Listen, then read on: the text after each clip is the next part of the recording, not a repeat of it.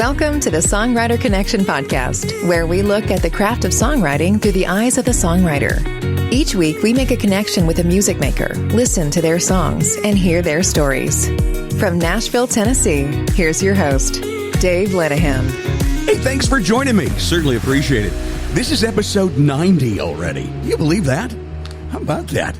And we're up over 200,000 downloads, streams, and subscriptions, and we certainly appreciate you spreading the word about this little podcast. Very happy to have a guest returning. About a year and a half ago, we talked to Jaimee Harris, and I'm a huge fan. Jaimee, welcome back to the show. Thanks for having me back. Thanks for bringing back my weirdness. I love your weirdness. And I'm honored that you've got Jaimee is known for these heart red sunglasses, and you got them on. And thank you for that. That's awesome. I feel honored. Yeah. You know, when you were here about a year and a half ago, we talked about your highly acclaimed first record, the Red Rescue record, and you played some stuff. But before you left, you played a new song for us that we got a taste of. And at the time you were thinking this could be perhaps the title cut of the new album when it comes out. And as it turns out, it is. And we're talking about Boomerang Town, which comes out Friday. Awesome. Yeah. So it's quite a tale, that song and the whole album. What can you tell us about it? It's been a journey, hasn't it? Oh my goodness, yeah. I mean, it's a collect. First of all, I've never worked harder on a collection of songs than I have on this one. Mm-hmm. Part of that is because I had never invited anyone into my songwriting process ever. It was pretty solitary for me. Yeah. And I went to a workshop that changed my life in a bunch of different ways in 2017 that was hosted by Eliza Gilkison, Mary Gaucher, and Gretchen Peters. I love her too. And that way, oh gosh, yeah. I learned a lot about editing, and it collided too with in 2016 I was in a car wreck and got a little brain injury from that. And so before I wouldn't really write something down in a song unless I could sing it enough and remember it. Because I would come back to it and go, well, if it wasn't strong enough for me to remember it, it's probably not good enough to be in the song. Oh. But it was a really weird way to go about the editing process. So now, since I got in that car wreck, I have to write everything down or else I forget it. So that's really improved my songwriting process. So some of these songs I think started in 2014, 2015. Really? Yeah, and it's been an incredible thing because, like, even today I was talking to Kim Rule from Folk Alley, and we were talking about some stuff, and she said, well, I was really inspired by, like, what this meant, and I was like, wow, I didn't even realize that it symbolized that. It's like these songs continue to teach me. It's, like, really mysterious and incredible to me and amazing. And also, a lot of these songs, the arc of the record is really me asking a lot of questions about where I grew up, how I grew up, the community I was in, the imprint that my family has left on me, and not even necessarily my immediate family, but my grandparents and the history of mental illness and alcoholism through my family. Is super light subjects we get into. Super light, yeah. Yeah, and what I found really by writing this record is that I think I have more questions now than I have answers. I might even have more questions now than when I started writing this thing. That's interesting. Wow. Questions like what? Like some stuff having to deal with some personal work. Like I've only recently heard this term called deconstruction. In reference to deconstructing the evangelical Protestant Christian faith. So, oh gosh, I turned this thing off, but now I got a phone call coming in. Do not disturb. Sorry about that. I turned off No, Do you're Not good. Disturb, but it didn't. Like for example, like I learned how to sing in the church, particularly the Baptist church, and I loved going to church, and I loved singing, and I loved being a part of that community, and I loved being a leader.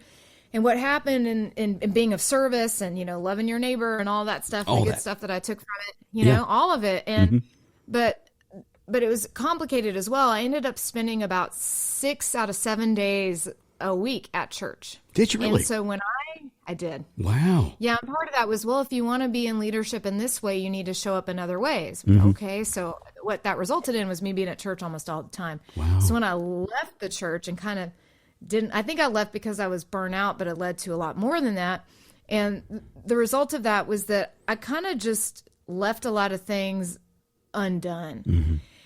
And when you leave something like that, it's your whole community. Yeah. It really is. You're spending all your time there. There's like a certain language that occurs there. And so in 2016, with everything that was going on politically, I was living in a very liberal community, and I heard people say things like, the Christians this and the Christians did that. And I said, I internally went, wait a minute, am I a Christian?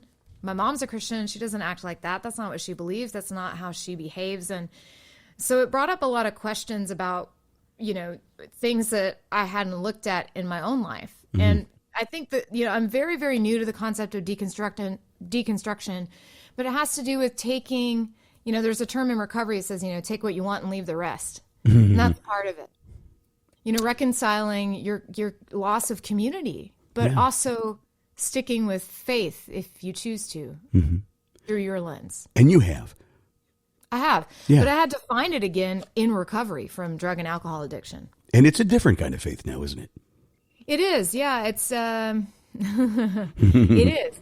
It is, and I think music has always kept me believing in something bigger than myself. Oh, I think that's so much truth in that. My brother and I always used to say that we never felt closer to God than when we were singing and playing, especially when we were playing in church, but even beyond that, So it sounds to me like the writing of this album has been a very cathartic experience for you. Yeah, it has. And it's been very, I have a lot of pride as well in this record because I worked so hard on editing, which is like oddly a new thing to me. Now, are you talking about the editing of the writing or the editing of the songs themselves or the production? Yeah. Oh, yeah, the editing of the writing. I got you. Absolutely. Absolutely. So I'm proud of that. And I've learned so much about myself and about writing, which continues to fascinate me all the time. I love that there's always more to learn about music and song and writing. And, one of the things that was interesting to me is that with some of these songs, the closest way I could get to my own experience was to tell the story from behind the eyes of a narrator that wasn't me. Okay. I see. Wow. Like, for example, in Boomerang Town, I tried a lot of different perspectives, and I started with myself. Then I started tried a waitress in a coffee shop in Crawford, Texas. I tried a veteran. I tried all kinds of stuff. And the closest way I could figure to talk about my experience of growing up and where I did was from behind the eyes of a 17-year-old boy that works in Walmart. That you actually worked with, right? Didn't you work at Walmart? Did I read you worked at Walmart? I did work at Walmart. I for sure did. I came back and I had a hard time getting a job, and that's where I found a job. And it was great. They still had this the smoking room. Yeah.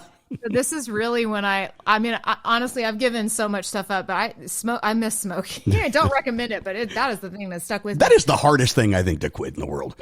Absolutely. Took me multiple tries. Yeah. Oh yeah. So the thing about, Walmart at the time was that, I don't know if it's still the same, but if you didn't smoke, you got one break and then a little lunch break. But if you smoked, they encouraged you. Yes, and there's a smoking room inside of the Walmart. Oh my! It blew my mind. So. It's a culture, man. It's a culture. But that's amazing. Yeah. Hey, listen, I'd love to play one of these songs, and let's do because you've released a couple of singles ahead of the album.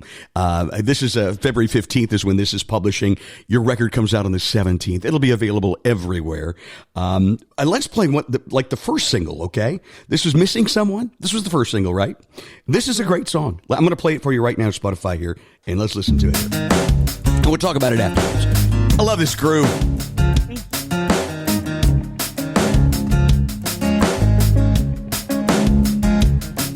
Finally calling back all my friends. They've been wondering where I've been. I went off the deep end. This time it was a good swim. I've been running around with someone. Never thought I'd be this fun again.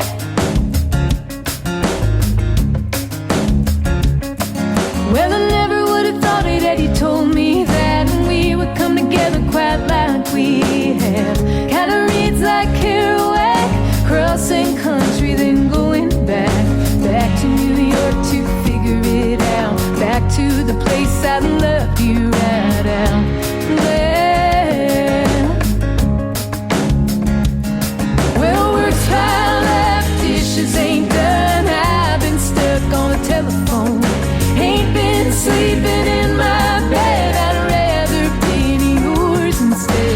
'Cause I've come a little undone. Hey, I'm just missing someone.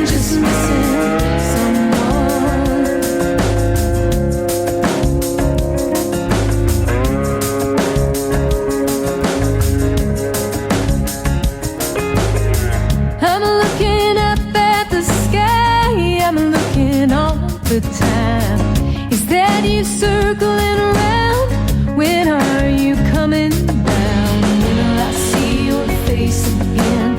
When will I get to have that skin I'm craving? Well, work's piled up, dishes ain't done. I've been stuck on telephone. Ain't been sleeping in my bed. I'd rather be in yours instead. 'Cause I've come a little undone. Hey, I'm just missing someone. And we tried counting down the days, but our hearts couldn't take the pain. Ain't never been so hard living this way. When I finally get into you, babe, I'm gonna stay. Yeah.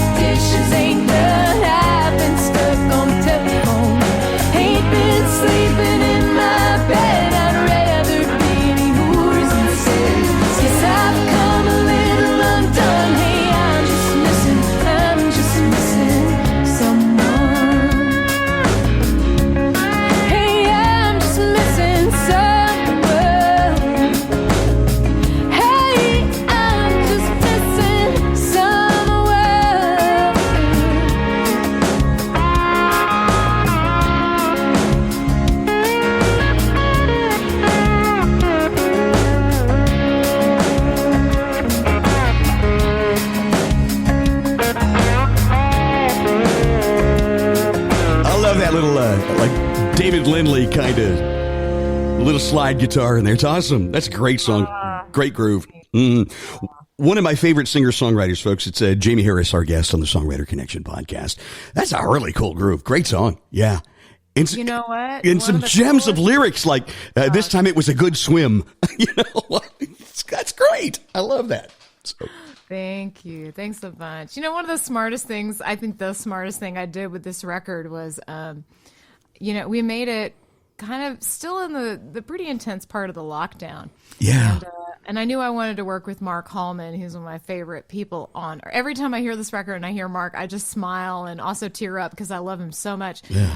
But he's made a lot of records for people I love, like those great Eliza Gilkyson records he was involved in. And he was a drummer in a rock band called Navarro. Okay. 70s, he worked with Carole King, and he's just one of those guys. He's such a badass, and it's funny because I forgot, he's a great background singer. He can do a million things that are wonderful, but I forgot that, his main instrument is the drums. Yeah. He just kills it on the drums, and having him play drums on this record, and basically I just said, Mark, do whatever you want. Yeah. So it's pretty much most of the record is Mark playing almost everything, and Andre Moran. He's in a great band called the Bell Sounds. He engineered the record, but he also played guitar on the record as well. Recorded here in Nashville, Jamie, was it? Or You know no? what? Or I no? went back to Austin. Went back to Austin. Okay.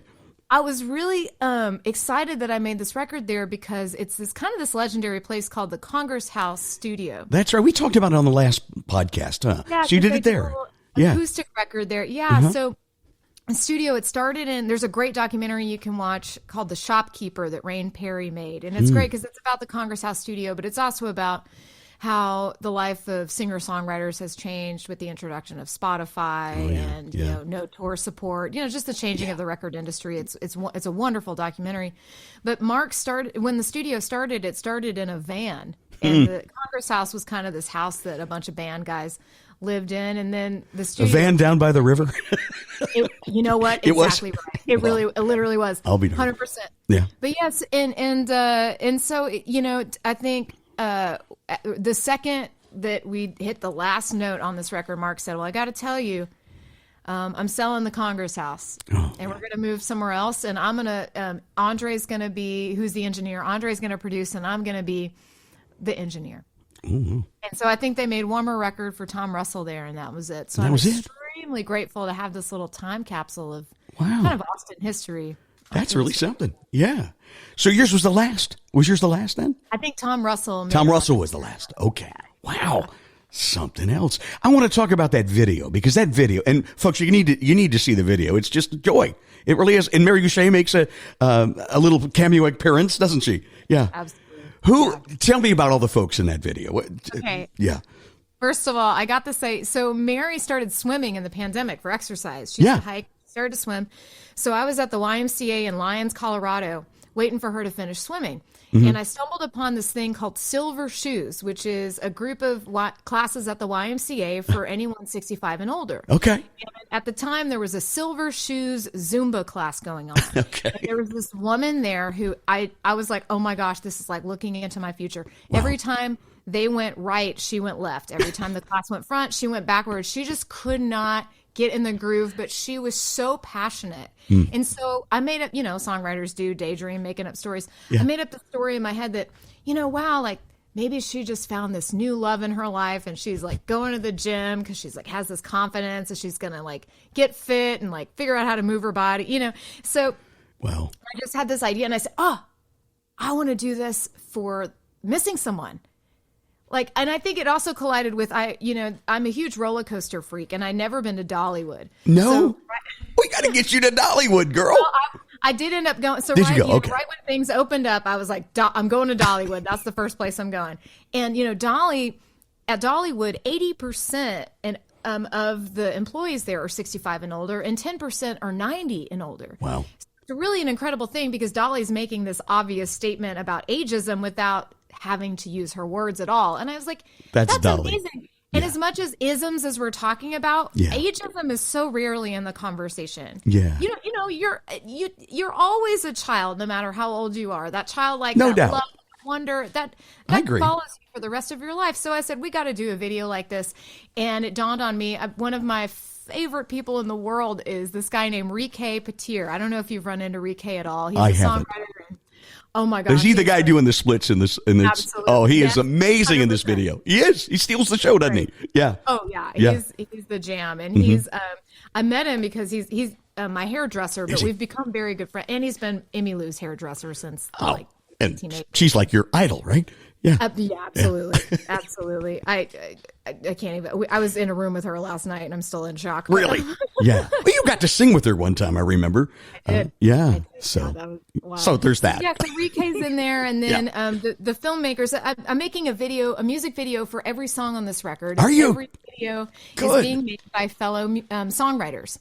So this is Nielsen Hubbard and Josh Britt, who made a lot of videos for John Prine, but they're also in a band together called the Orphan Brigade. Uh-huh. So they made the video, where I work out in Nashville, it's called Lean Personal Training. They donated the space for us to make the video when they weren't open. So Nielsen had made a video with two of the characters in a previous video, and so he brought them in. And then Nielsen lives in Franklin, Kentucky, and he has these neighbors there, Bill and Marilyn, who are just total characters. And he said, I wonder if they would do the video. And so Bill's the guy with the American flag headband. Uh-huh. He could do a plank for like 5 minutes. It was unbelievable. That's crazy. Unbelievable. Yeah. So we had. And there's people wearing your heart sunglasses throughout. It's just a fun video. You can check it out on YouTube, but also on your page. You have a web page, right? Absolutely. Which is. It's JaimeeHarris.com, so Jaimee. It is it's spelled Jaimee. Harris is Harris. So check it out. You're going to love it. If you haven't seen this video, it's just a joy. It's the only way to explain it. It really is. Great song. Really is. Yeah. You've been keeping so busy, haven't you? Traveling. You've got so many shows coming up. I was looking over your schedule for February, March. You're going to California, back to Austin for a little while. You're going out there, all over in support of this record, I imagine.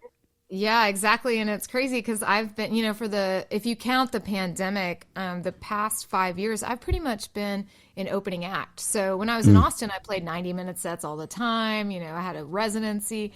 I have been playing 30 minutes for about 5 years. So if bored of this record, I'm like, oh my gosh, I got to learn how to do 90 minutes now. It's been a lot more songs. Yeah.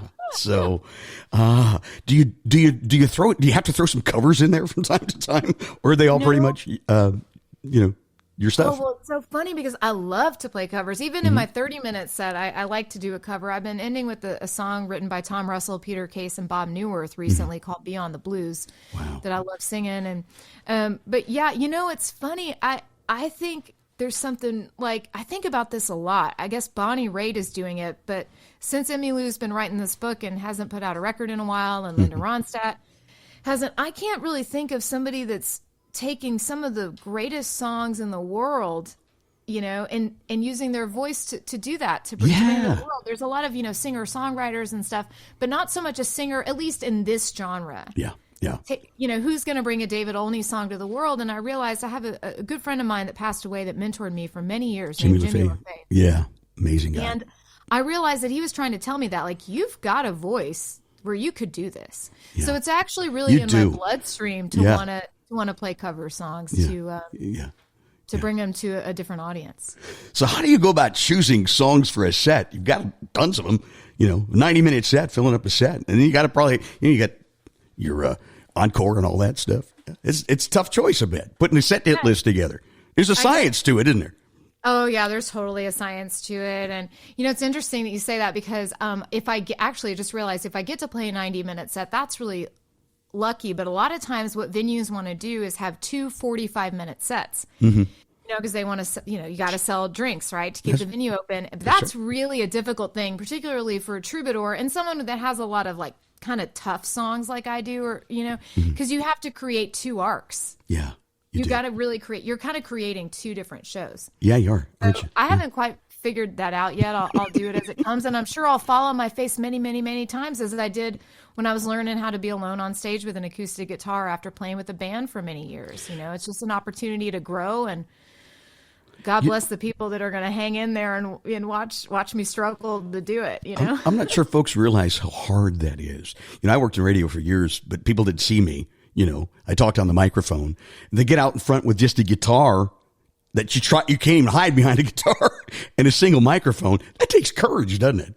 And for me, it's not even necessarily the music part. It's that, the reason that I really picked up the guitar and started singing songs, whether they're songs, by other people or songs that I wrote, is because my belief about myself, and I believe we talked about this last time, is that I have a difficult time communicating effectively speaking. And especially since, the car wreck, sometimes I'm sure this will happen on this episode. I'll start an idea and I won't exactly land it. I won't finish it. So that can happen on stage in between songs. So I'd rather not talk and just play. Well, Jaimee, that happens to me, and I haven't been in a car accident. It happens to me all the time. We call it Squirrel Train around here, which is my first single, by the way, that just came out not too long ago. That's awesome. Squirrel Train. So, but no, I get it. I totally do. I want to play another song from the record. This was the most recent single. When did this one came out? Not too long ago, was it? Came out November 30th. November 30th. Okay. And I love this. There's a story behind this that we've got to hear too. This is Love's Gonna Come Again. It's really positive messages in here. So let's play this one, okay? Jaimee Harris, our guest on the Songwriter Connection podcast.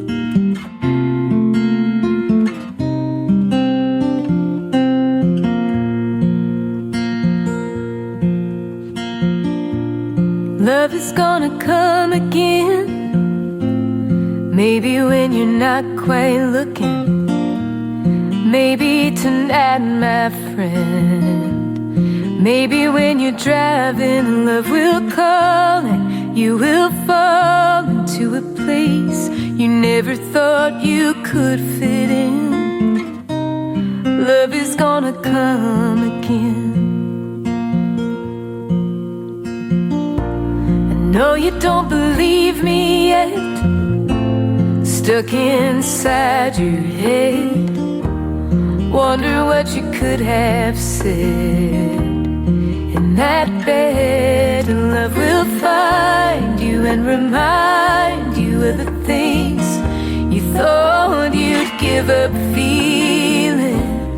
Love is gonna come again. I know it hurts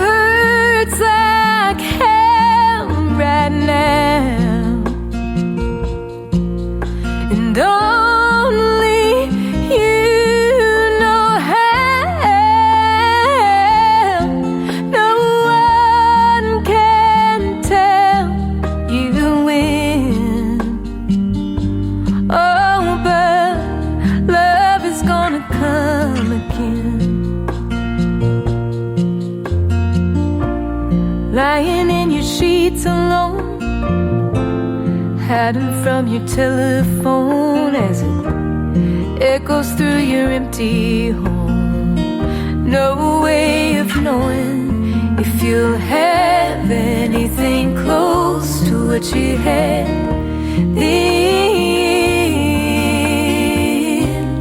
Love is gonna come again. I know it hurts like hell right now, and only you know how. No one can tell you when. Oh, but love is gonna come again. Joy will find its way to you. Maybe it'll come with the morning dew, right where those flowers grew. Butterflies flew, and on their wings they always bring the kind of peace to ease your grieving. Love is gonna come again. Oh, love is gonna come again. It's just beautiful. It just really is. Love is going to come again. It's from the new album coming out Friday from Jaimee Harris called Boomerang Town. And we're going to talk about that song, get more inside the head of Jaimee Harris right after this. You're listening to the Songwriter Connection, connecting with music makers and hearing their songs and stories. Now back to the show with your host, Dave Linehan. Hi, Jaimee Harris. Thanks for being on our show again. Absolutely. Stoked to be here. Let's talk about this song. It's such a beautiful song, a positive statement, an affirmation. Love is going to come again. Tell us about the writing of that song. Yeah, well, this song dropped into my world in 2017, and there was a tremendous amount of grief going on, and particularly in the Austin community. I mean, I lost my friend Jimmy LaFave, and his partner was left behind. We had, in 2016, there was an artist named Chris Porter who was used to date my good friend Bonnie Whitmore, and he was killed on the road with his bandmate Mitch. There's just like an insane amount of stuff going on. And at the time I was working for a tremendous blues artist that lives in the hill country. His name is Johnny Nicholas, and he had lost his wife to cancer a few years before. So, you know, I was really struggling, still really in the thick of it with Jimmy, and he was struggling with, you know, the grief of losing his wife and had lost his son, I believe, as well. Like just a lot of grief. So we're having a lot of conversations about it, and it was just all around me. And so I sat down and on my couch one day and just started writing it. And there was something about that song that I really loved, but I also knew that there was something wrong with it, and I couldn't exactly figure it out. So I kept going back to it. And I think, you know, the underlying tone of what wasn't working was that I didn't have enough life experience to finish it. And so through the magic of Zoom in the pandemic, I brought in my good friend Graham Weber, who helps run an organization called the House of Songs that pairs up songwriters from all over the world. So he was kind of the guy, he was the guy that really encouraged me to start co-writing. And I feel very, very safe with Graham.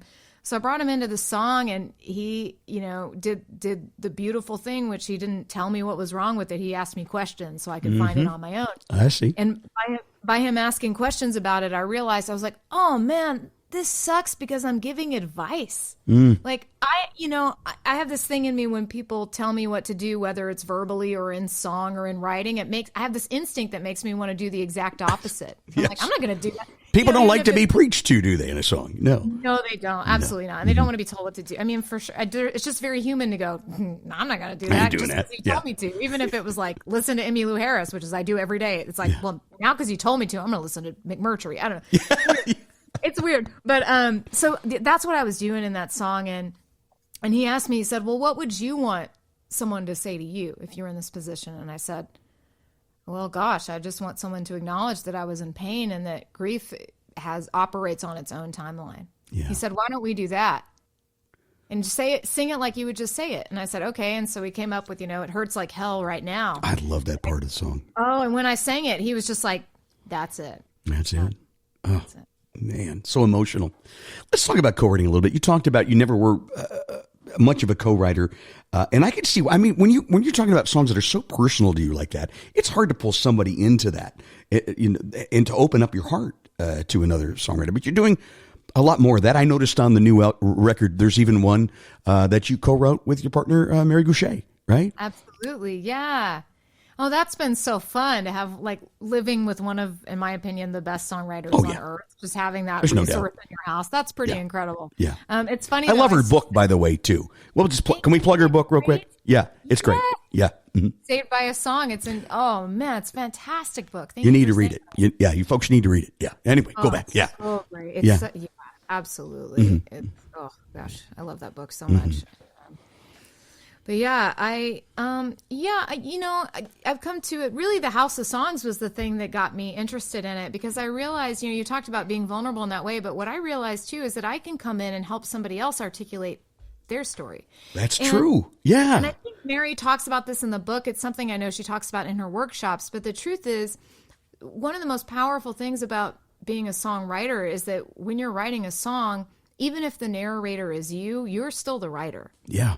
So there's that just enough distance that allows you to go there. If she'll say, okay, so the narrator is you. Is it you 10 minutes ago? Is it you 10 years ago? Wow. What kind of you is it? And it really is just enough distance that allows you, I think, to go way deeper. Wow. That's a great concept. Interesting. This is the kind of stuff we love on this show. Oh, yeah. Yeah. I love to nerd out on this stuff, too. Oh, I do. Yeah. That's why I love that book so much, too. So you and Mary wrote this song. And tell us about that experience. Was it hard to, Patty will give me idea. My wife, Patty, will give me an idea. She'll say, maybe that's just not working. But to sit down, I know a lot of partners that will not write together because they just, it's like working together. It's tough. Was it hard for you and married together or no? Oh, we are so strong-willed that well, first of all, I'm still learning. Like, Mary is such a great co-writer. I have a lot of musical collaboration strengths. I can really collaborate with people on stage. I have a lot of experience doing that. Now with songwriting, I don't. And so I can be very blunt. I realize, wait, like, a song is really precious and you really have to gently bring it into the world. But sometimes I'll say, I don't know about that. And it's like, wait a minute, you can't do that because that squashes the muse. It does. We've had moments for sure where, we'll fight about stuff, that happens, but it's great because she's, able to teach me how to better be a co-writer in that way. I can't imagine how much you've learned. It's also a normal thing. Sometimes the people closest to you're like, I know. No, I don't think so. But writing that song, man, Mary has lost. I think at this point now that we just lost Peter Cooper this week. Yeah. And Mary's lost, I think, about 20 people in her inner circle. Unbelievable. In her inner circle over the past couple years. It has been brutal. Unreal. And her best friend, this is crazy. We used to hike almost every day at Percy Warner on the Red Trail, and her best friend got bit by a tick while she was hiking. And it was this weird combination where she had this very rare autoimmune disease, and the only way you have it is if something like this happens where it gets activated. Oh, man. And so she was one of the healthiest people we knew, and she passed away in 4 days. And it was definitely still in that, pretty pandemic-y part of the pandemic. It was still pretty locked down. But they threw a funeral for her outdoors. And so about a week later, Mary said, I'd really like to sit down and kind of capture what that experience was like. And I really brought in, I kind of did what Graham did with me. I asked her a lot of questions, and we ended up, what is the central idea? And the central idea is how could you be gone? That shock. I think about Jimmy LaFave every day. I bet you do. Every day I go, I still can't believe I can't pick up the phone and call him. It's really, it's still, and I knew he was going to die, and it is still a shock. He's not on this earth. It was the same thing with my brother. He had cancer, and it's the same way. Jaimee, there's something every day that happens. I got to call my brother, and so I can identify with that. It's just so hard. And I know you and Jimmy were so close, and he was a special artist, really was. Yeah, and the weird thing, about a funeral is it's like the one person you want to be at the thing isn't there. Yeah. And you're just Mary kept saying, I felt like I had to call her to call Betsy to tell her she missed her funeral. Where were you? Yeah. And it's such a surreal. Yeah. Is there any way you could play that song for us here through Zoom? And Yeah. could you? Yeah, I would love to hear it now that we know the story behind it. And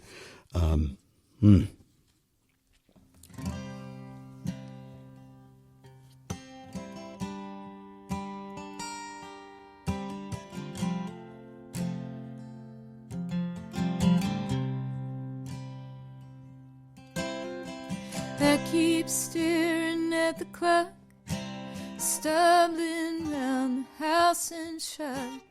I don't know what I feel. I can't believe that this is real. I don't know what to wear. I don't know who will be there. I wanna call you, I wanna cry.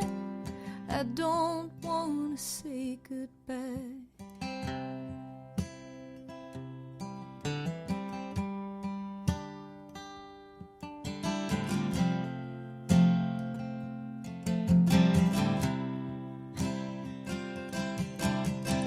Turn the key, make the drive. I park and watch the cars arrive. Friends I never knew you had. It's moving slow, it's moving fast. I walk by your photograph. I hear your voice, I hear your laugh. Everybody's dressed in black. I still think you're coming back. How could you be gone? How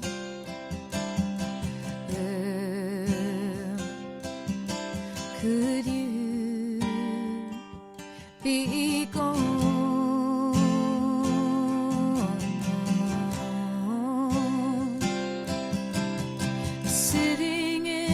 Plastic chair, the preacher's words hang in the air. A cross of roses, pink and white, slideshow pictures of your life. Children run across the lawn, they don't understand you're gone. Looking for you in the crowd, I'm looking for you in the clouds. Could you be gone?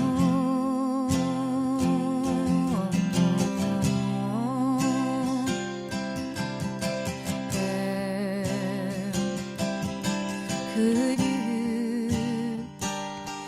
be gone?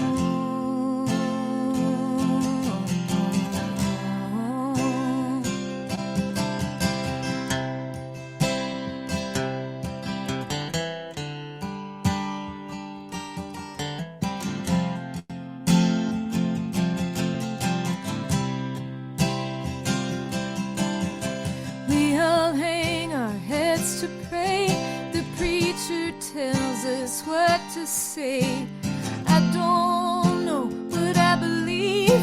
I just know I have to leave. I walk alone back to my car. I go before the goodbye start. I have always been this way. You were the only one who can make me stay. Could you be gone?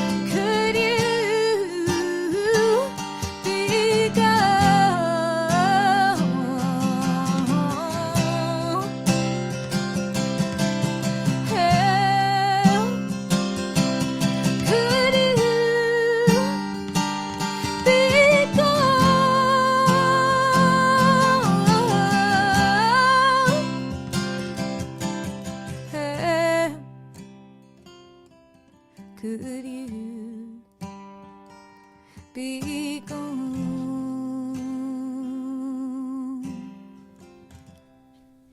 Boy, that is one that just really brings me to tears. Jaimee, that's an amazing song. Amazing song. Wow. Incredible. You know what? I cannot wait to hear the production of that on this new record, which comes out on Friday. The album is called Boomerang Town. The artist is Jaimee Harris, our guest on the Songwriter Connection podcast. I love what you do, girl. And I love how when you were talking about, I asked you about a song, and you said, well, it dropped into my world, you know. And I'm like, that's kind of how songs do. They have a life of their own. And there's a quote I've read of yours recently that really hit home. It says, I surrender my will and allow the song to guide me. The song contains more wisdom than I do. Right? Is that right? And the song does the work of reaching who it needs to reach. And I don't think there's more truth in songwriting ever been spoken. That's powerful stuff. Thank you. And that's funny because that was a question I got asked. I believe the question was, as a woman, do you feel like it's important to specifically address, concerns of females in your songs? It was probably worded better than that. But do you feel like it's important to write specific topics? Right. And I feel like I'm not really in charge of what drops in. You're not really in charge. That's not up to me, but what I can do is make a choice to be of service to the song. Absolutely. Wow, that's interesting. Yeah, and even today it was funny. It was like I said, I was talking to Kim. I felt like Robert Frost, not in an arrogant way, but when people talk about the trees. I don't know if you've heard this, and he goes, "Yeah, man, I was just writing about trees." Like, really, that's what happened.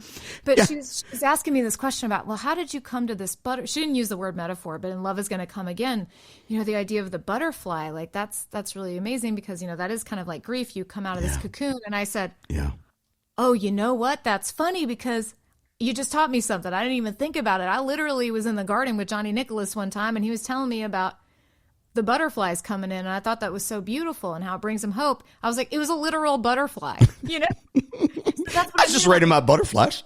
I'm just writing about, that's the thing about the song containing more wisdom. It's like, oh yeah. Yeah, because that's a line that I normally would be like, I don't know, I'm not Dolly. I feel like I'm not like, she can do it so earnestly and awesome. Like, does it sound cheesy if I'm doing it? But it felt right. Mm-hmm.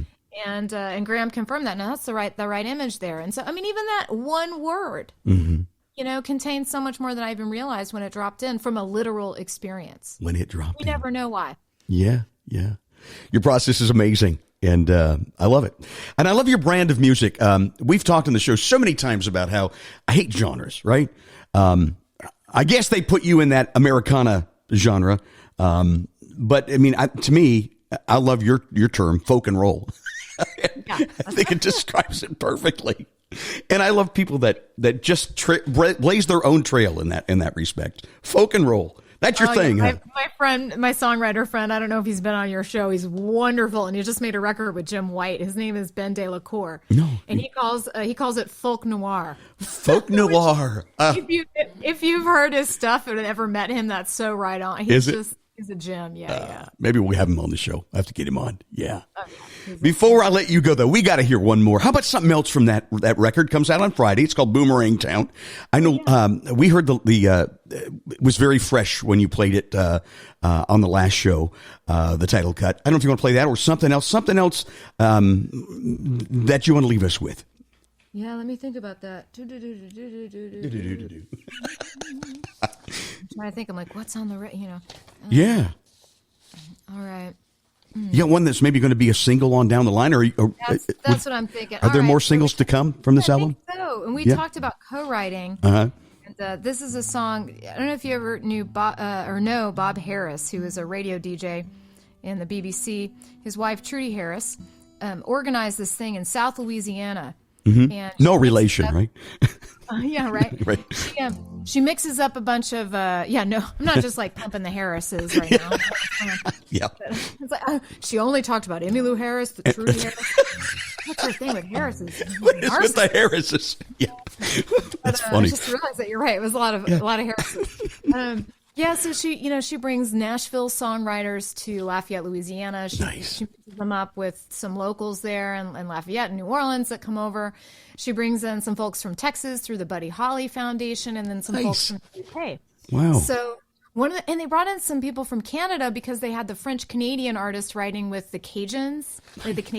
It was so cool. And so the very last day, I got set up with Dirk Powell, who's a wonderful producer and multi-instrumentalist, and a woman named Katrine Noel, who's in an awesome band called Les Hay Babies from Canada.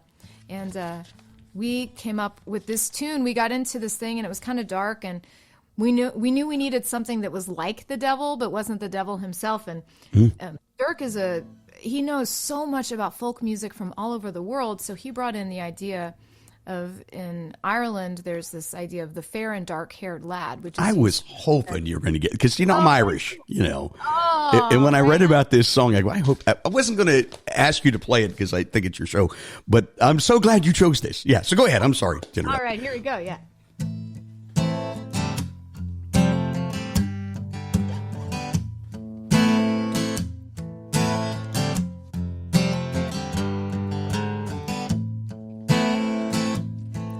Had my first drink before I could drive. Mama left it on the counter half full one night. Felt the fire in my chest, shook the hand of the fair and dark-haired lad. He crept through the boards, hid behind the door. Now he ain't got a reason to hide no more. Took the seat at the table that my daddy once had. The fair and dark-haired lad.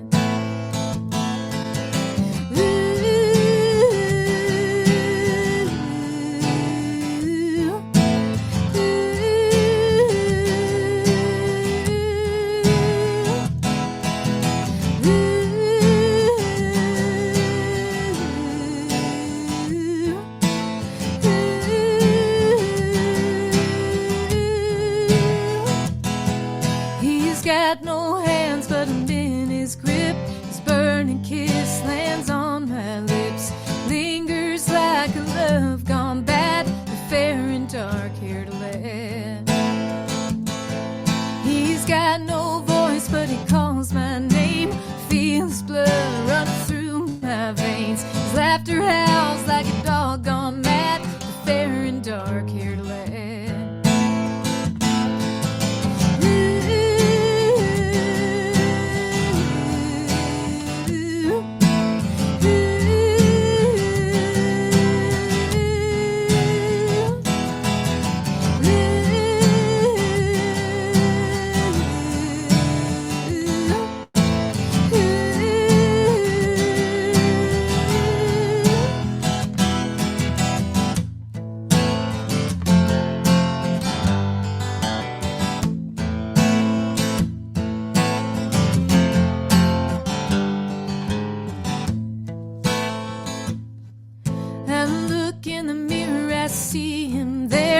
Bloodshot eyes and a vacant stare. Took everything I ever had. The fair and dark-haired lad. Turn the engine over, roll the windows down. Left a note to tell him where I'm bound. I say goodbye, tip my hat to the fair and dark-haired lad.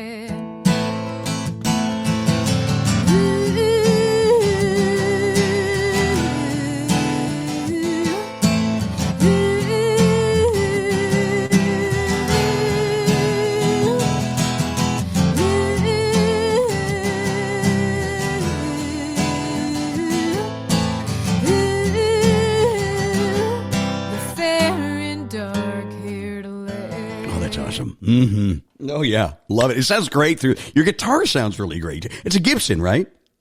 It is a Gibson. And Gilly was having some trouble this year, so she went to live at Gibson for about 3 months, and they really took care of her, and she's in great shape. You call her Gilly? Gilly. Wow. I love that you name your guitars, too. What kind of strings do you use? I'm just wondering. I love the bass notes on those. Oh, cool. Elixir Nano-Ebs. Okay. Because my fingers, man, I've heard, you should put lights. Every time I take my guitar, they put like lighter strings on them, but I'm just so hardcore. And, there's my hands too. Like I just tear through strings. Like I'm like, I got to change my B string already. I can tell. Yeah. But yeah, I need strings that last forever. I do don't too. need And to those do delicate about it. tend. And the thing I love about those too is you can have your guitar in the trunk of the car and it could be cold or real hot and pull it out and it's in tune. And you're like, how does that happen? It's just amazing. And it sounds good. And I'm liking to use a little heavier now too, because those bass notes really brings those out. So yeah, just one more question. The album comes out on Friday and it's called Boomerang Town. Great album art cover too. I'm always into the album art cover. Are you falling down or falling up? Because it's upside down. You know what? It depends on which side you're looking on. Okay. Yeah, we're pretty intentional about that. Yeah. Were you? Yeah.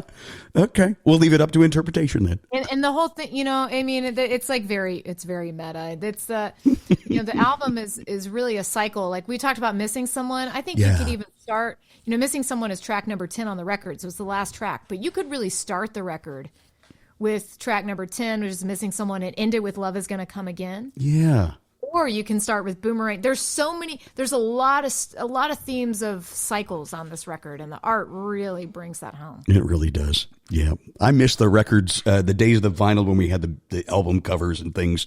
And, I'm always a big fan of the album art. So I just got my vinyl in yesterday. I realized this is not a visual format. So maybe once we're done, I can show you real quick. I would love to see it. Yeah. Yeah. I would love to. So you got it on vinyl, huh?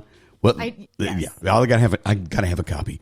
Listen, My first time. Oh man, that's awesome. That's fantastic. When we're taping this in December, and I know that tonight you and Mary are playing the Bluebird. I wish to God I could be there because I just adore you both. And people can still listen to your Sundays with Mary. Are you doing those streams still? We're doing them when we're off the road, but we're on the road pretty hardcore. I will be in Nashville at Analog. We're having a CD release party or album release party on March 9th. So I'll be playing live there, and but we're around. You can catch us live probably 200 nights out of the year. We'll just try to make it to your CD release party. So thanks, Jaimee. Appreciate you so much. Yeah, love what you do. Love you. Thank you for listening to the Songwriter Connection podcast. Find us on social media at Songwriter Connection. Also, listen to Dave Lanahan's Nashville Connections radio show. It streams live every Friday morning on WOBL and WNOI. Look for us on Facebook and YouTube. See you next time on Songwriter Connection.